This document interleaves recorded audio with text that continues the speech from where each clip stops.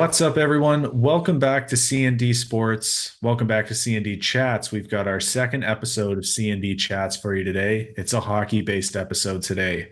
We're going to do a little over-unders based on last year's point standings in the NHL, see where we think teams are going to finish this year. And then we're going to talk future contracts here. The Nathan MacKinnon contract is here. It's going to be in play in the next couple of years. The salary cap is going up over the next 3 years. We're going to see how that contract and the salary cap going up impacts some future contracts moving forward, as there's some big name free agents within that 3 year span there. And we're going to talk some milestones as well. There's a lot of major milestones, career milestones coming up for some big name players. We'll talk Ovechkin, Crosby, Stamkos. We've got them all here. So among many others. So let's dive right into it. So we're going to start with the over-unders here. Yeah, let's get right into it. The way I look at it is the good teams got worse and the bad teams got better for the most part. So Arizona at 57 points, they're going to be a bottom feeder, but will they be that bad? I don't want to count anybody below 60. So we got to go over, right? Yeah, I think they'll be over 57. Yeah, it's pretty hard to predict someone lower. Okay, Seattle, easy. They got better. They'll be over. Yep. Chicago at 68, though. I think this is one where you can go under. Yeah, I'm not going to predict again, not below 60, but I think it'll be under. Yeah. Anaheim at 76. I say under. They had a great start last year, but they did move on from Lindholm and Manson. That's huge. And Gibson's kind of up in the air if they continue to rebuild. So I'm under for Anaheim. Yep. That sounds good to me. Yeah. San Jose is playing like a bottom feeder, and I would have to say under. Yeah.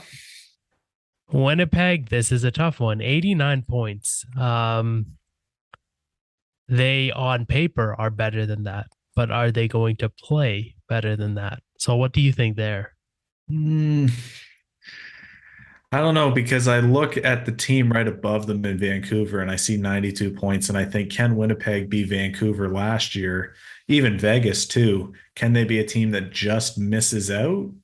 And maybe, I don't know. I almost want to say on par, but you know what? I'm going to say, with how bad some of those Western Conference teams have gotten, We're going if to we give have a them the lot of those over. teams going under, I think over. I don't think very Okay. much over, but I think Okay. slightly over. And I think that's the case for Vancouver, especially with the Yeah. start they're on now. They very well could be under.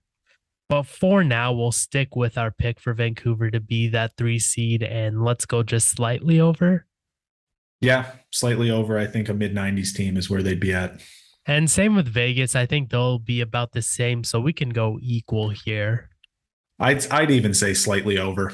Okay, slightly over for Vegas. And with Nashville, this is a team we're pretty high on. But no, I don't see them going much higher than 97, but I think they'll have a better season this year than last. Yeah, I'll take the over there. Dallas, they're off to a great start. Very strong team. But I think as teams start to get their bearings, I would see Dallas dropping off from a 98 point total. Yeah, I'd take the under on that one. And same for the Kings. That's another tough one because 99 sounds like a lot of points, but the Kings did get better. So what do you say there? I'm going to take just slightly under. Slightly under? I'm in I- agreement. Slightly under. I think the West is very top heavy. And Yeah. I think that's going to have an effect on teams that, even though they got better, like the Kings, I think it's going to be slightly under. A mid 90s team is where Yeah. I'd see them. Okay. Edmonton at 104, I think slightly over. They'll probably be in and around the 110s. Yeah, because I think they'll be better than what Calgary, or at par with what Calgary put up last year. Yeah. So, yeah, and that 111 points, yeah, I'd put Edmonton over. And St. Louis at 109, I think that's an easy under, right? Yeah, I'd take the under on that one. All right. Calgary at 111. This is a tough one because I feel they improved, but I think they'll be in and around that. So are we going over or under? And it just depends on where you see Edmonton going. And I don't see Calgary in a place where they can be better than 50 wins. And I don't think they'll be better than Edmonton. So I'm going to take slightly under. I think they'll Okay. be pretty similar, but I don't know if they'll be 110 wins, but kind of that mid like 105 to 108 range. I could see them falling in. All right. Now, Minnesota, I'm giving them the under. I Yeah. mean, best hands in the league. Yeah, you gots to. Yeah. You lose the best hands in the league, you're going to be under. Yeah. Now Colorado's still going to be our top dog in the West, but they aren't going to get 56 wins and 119 points again. I don't think, at least.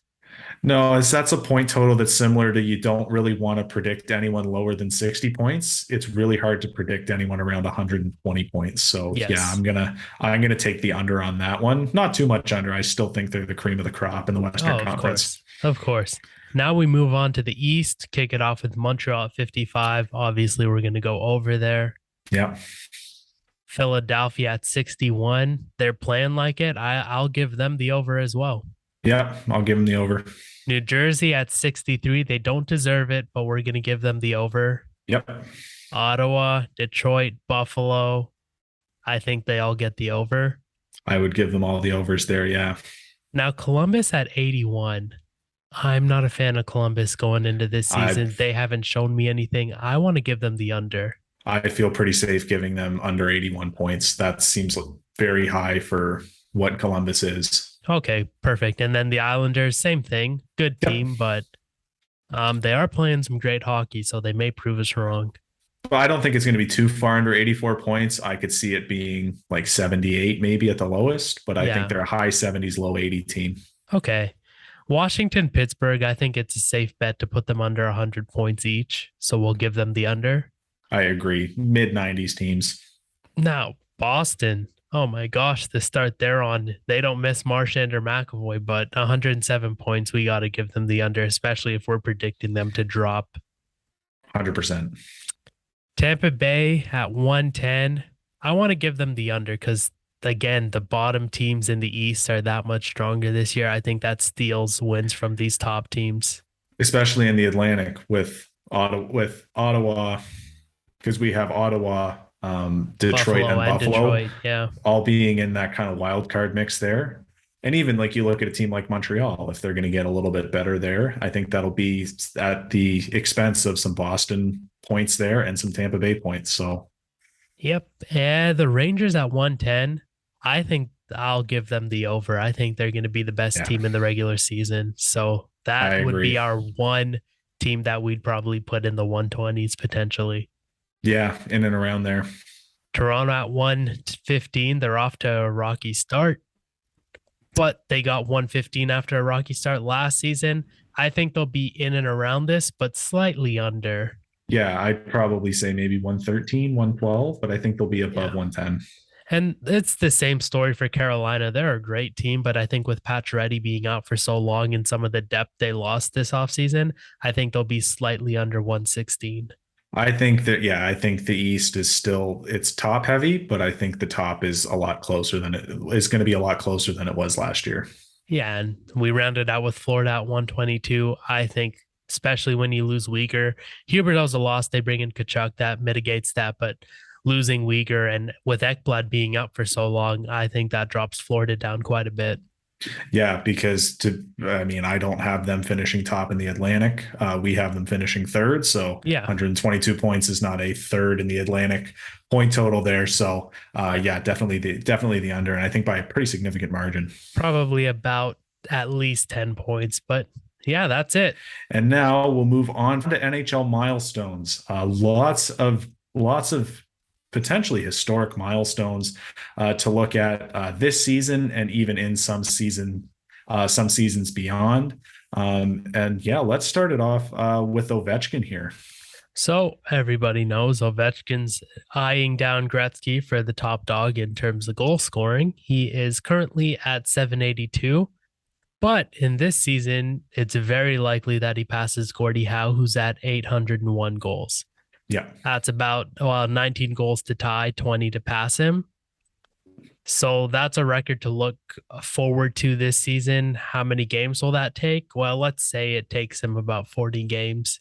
Ovechkin will play 40 games this season, barring there's not another pandemic, or hopefully he can continue to avoid the injury bug. The next milestone we're going to look at is Phil Kessel's. Not only is he one of our favorite players, but he is a legend of the game. He is 4 games behind Keith Yandel, who is at 989 for the most consecutive games played. So in 4 games, he'll be at 990. That gives him the record. And I mean, it'll just be awesome to see one of the most interesting players in the NHL to hold a record like that. Someone that's been doubted his entire career, someone who's been harped on and ridiculed for work ethic, to hold such a prestigious, nearly unbeatable record. So good for Phil. Guy shows up to work ready every day.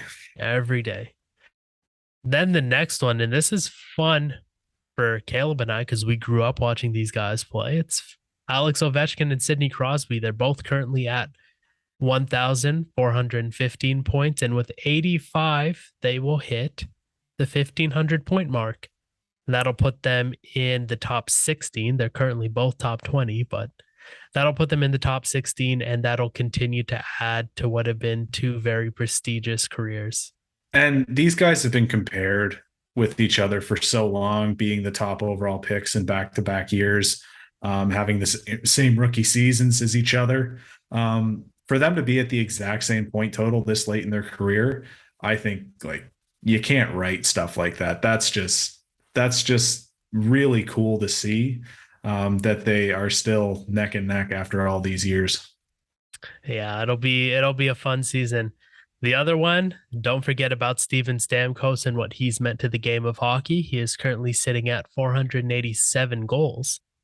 So that has him at 13 away from 500, right? 13, just making sure my math's good. Yeah. That has him 13 away from 500. That'll be great for him considering all the injuries he's battled, a little bit of juice he lost off his shot and becoming more of a playmaker in his latter years. It's incredible to see how he's transitioned his game and he's still able to get those goals. Yeah, for sure. Again, another guy we've grown up watching too. So definitely exciting to see him eclipse what is such a hard thing to do, especially with a league that is the scoring's not as high and they went through that big scoring drought. It's starting to increase more than it once was, when Jamie Benn was winning Art Ross's with, 82 points. And when Corey Perry was winning Maurice Richard's, Yeah. about 42 or something goals.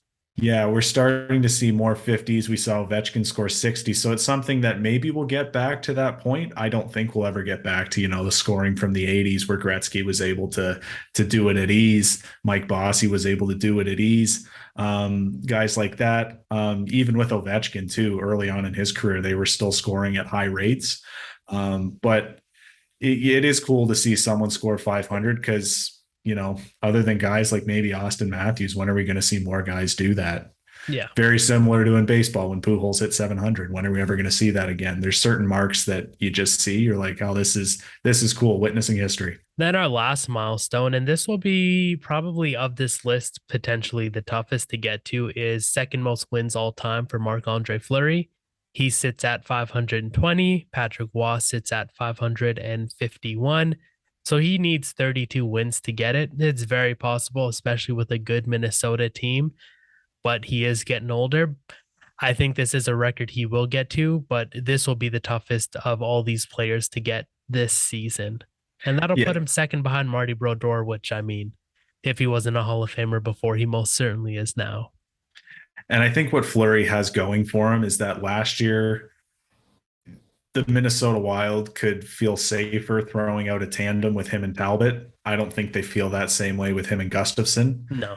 So I think, Fleury's going to get more games. But again, he's an older guy, so that more games for an older guy like that, you are more prone to injury. You can't predict injuries, obviously. If he doesn't get it this year, I think he'll certainly get it next year.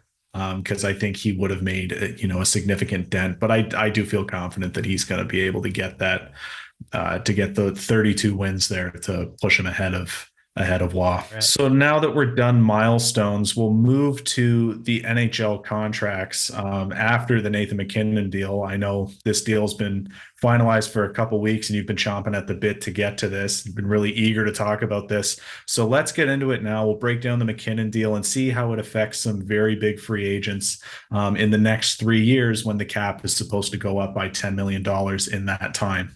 Yeah. So in the next 3 seasons, starting from the free agency of 2023. So this coming summer, Yeah. that's when the MacKinnon deal kicks in. And we're projecting about a $2 to $3 million increase in the cap. So that puts us at $85 million if it's $3 million. So that means Nathan MacKinnon's cap hit of $12.6 million per season accounts for 14.8%. So we're going to use that number as a mark for where these players sit. So let's move on to Matthews because he's the upcoming free agent, the one everybody's talking about. It's a little blown out of proportion, but we'll mention it anyways. Austin Matthews will be 26, turning 27 in the 2024 free agency class at 14.8% of an $88 million cap. That'll put Matthews at least $13.02 million per season. But in my opinion, Matthews demands more money than MacKinnon does. So I can see that cap hit being at least 13.5, right? Yeah, especially considering he would be younger than MacKinnon when that contract kicks in. So yeah, so you have the age and you have the talent. Yeah, I mean, he does have a Hart Trophy to his name and a couple Richards. He does have a lot more major awards. Again, I think 13.5 is the starting point, especially if there's a bidding war for him. He can be upwards into the 14, close to $15 million range. Mm-hmm. Then we move on to Draisaitl, who will be a free agent and the leader of the 2025 class. Again, 14.8 of a $92 million cap would put him at 13.6. And I think that's about what he will get because although he may be a little better than MacKinnon, depending on how you view these two players, he'll be a year older. So I think 13.6 is about fair for what Draisaitl's going to get. And the same for McDavid, who's headlining the 2026 class. He'll also be 29 and a 14.8% hit of a $94 million cap would put him at $13.9 million. So I think McDavid, it's possible that he'll still be the best player in the NHL by that point. You never know. I think he'll be at least $14 million. He'd be worth more than Draisaitl's hit and even MacKinnon's hit. So that's what we're looking at for these stars. But this kind of leads me into Cale Makar, who I believe in 2026 will be the best player in the NHL. So his starting point is the same as McDavid being 13.91 for the next 8 seasons. But again, that's a starting point. If he's the best player in the NHL, I mean, especially if he gets into a bidding war, it starts at 14.5. So as Austin Matthews will start at 13.5, Makar's going to start at 14.5. So that means a Makar deal could get into $16 million. I mean, if he hits the market, there will be offers at 16, potentially $17 million. Yeah. And that's only with a $2 million increase because we're not too sure how it's going to look after that 3-year range where they're projecting a $10 million increase. And that's without mentioning Connor Bedard. How good is he going to be? If he reaches the expectations he has, he'll also be in that range of a Cale Makar deal potentially. Starting at, if he's one of the best in the NHL, they'll start him at $13 million, which is just insane to think of. But we'll see how that all goes. Yeah, we'll see how it all plays out. A lot of record-breaking deals are on the horizon here. A lot of bidding wars are going to be on the horizon here for, a lot of the biggest names in hockey is, these guys all came up at the same time. So you're going to start seeing one after another. They're going to need to be re-signed. They're going to need to be paid. The next 3 years is going to be super exciting in terms of the offseason to see how the cap impacts these superstars here.